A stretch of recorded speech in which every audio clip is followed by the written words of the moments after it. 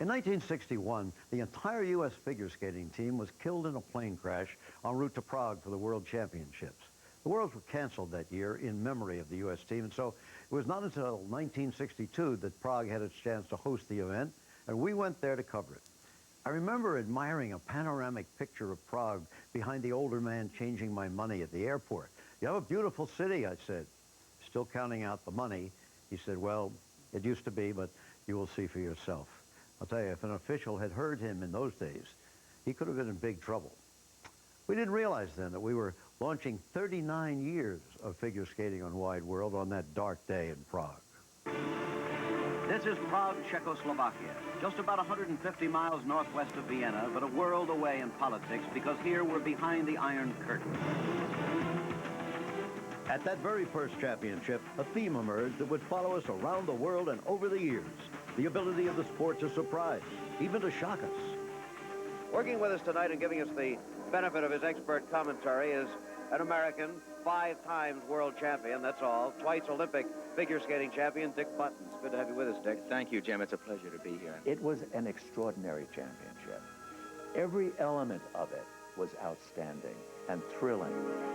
In the men's competition, Don Jackson needed a miracle if he was going to win the title, and he provided one. He is going to open his program with a triple Lutz jump, 3 revolutions from a Lutz position, the first ever done in world competition. A beautiful triple Lutz. It's fantastic. A 6, and another 6. I think that's without doubt the greatest number of 6s ever given. Congratulations, Don Jackson. Thank you very much, Dick. Never competed in the national seniors before. The 15-year-old daughter of a pressman on a Los Angeles, California newspaper. 2 years later, at the 1964 U.S. Nationals, we were surprised again, this time by a 15-year-old underdog whom no one expected to win, including herself. Listen to that crowd. Peggy Fleming participating for the first time in the seniors championship. Last year, you were just 3rd in the juniors. How do you account for the tremendous improvement in your skating, Peggy? Well, I worked hard this year. You sure must have worked hard. You don't even sound out of breath. I am. Here's a young girl you're going to hear a lot more about. Peggy Fleming of California. Thank you. However, none of these surprises could have prepared us for what happened to the great Irina Rodnina and her pairs partner Alexander Zaitsev at the 1973 World Championships in Bratislava. They were well on their way to winning the world title in the final portion of the competition. What happened next shocked even Dick Button.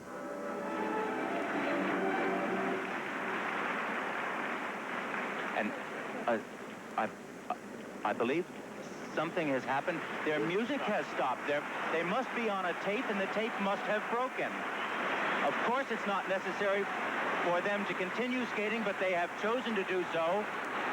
And the audience is going out of its mind here. Well, you're watching something that has never happened before in the World Figure Skating Championship. I listen to the crowd. I've never seen an audience do this. I've never seen people refuse to give up under this kind of a situation. Despite the conditions that day, they won their first world title. The very next year at the Worlds in Munich, we were there for another bizarre moment. This time, the bad luck fell upon the young American Dorothy Hamill. The hometown champion had just skated, and the crowd didn't like her marks, and they started booing. Dorothy Hamill was on the ice warming up for her appearance, which was next, and she felt the crowd was booing her. Dorothy Hamill was really shaken by it, and it looked to us like she was crying, and still is. It's a really tough break for the American girl trying for a world championship. And now the crowd is cheering for Dorothy Hamill. This girl is up when the pressure is on, and that's why she will probably now skate one of the best performances of her career. Dorothy Hamill lit up the ice with a perfect performance that day, earning her first ever 6 and winning the silver medal. And everything else is 5-9. Certainly on a direct course to, I think, an Olympic medal. 2 decades later, at the U.S. Nationals in Detroit, we were there for the most unwelcome surprise in the history of the sport. After a practice session, Nancy Kerrigan headed backstage and was violently struck on the knee by an unknown assailant. The injury left her unable to compete. It hurts so bad.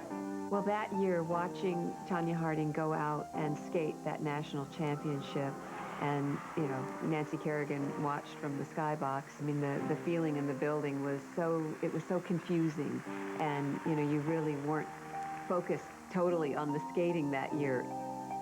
She didn't skate in Detroit that night, but Nancy Kerrigan still was given a spot on the Olympic team and went on to win the silver medal in Lillehammer, Norway.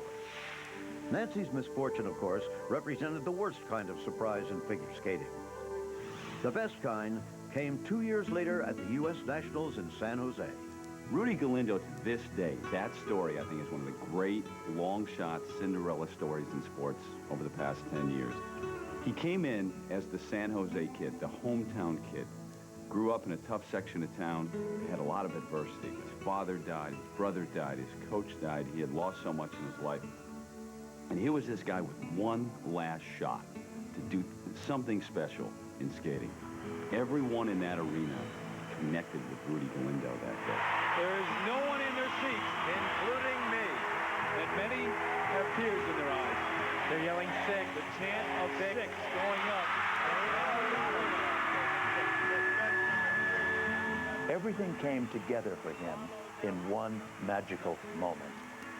It was perfect. And also cut number 9, Lori. Just 1 month ago, another perfect moment. Michelle Kwan won her 4th world title. Again, a bizarre surprise would test the mettle of a champion. Well, the warm-up for the qualifying round was going really well.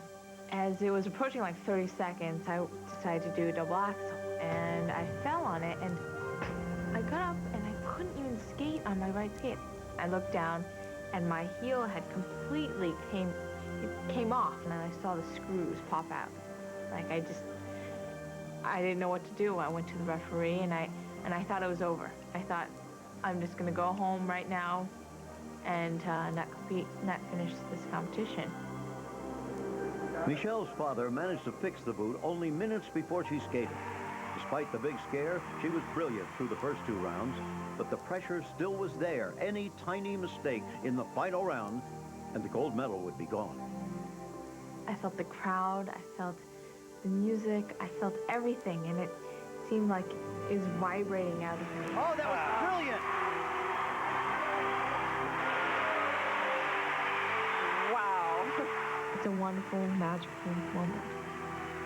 When I was younger, I always dreamed of being a legend, to be remembered in figure skating. And hopefully in 100 years, people will remember, who Michelle Kwan was and what she did to the sport.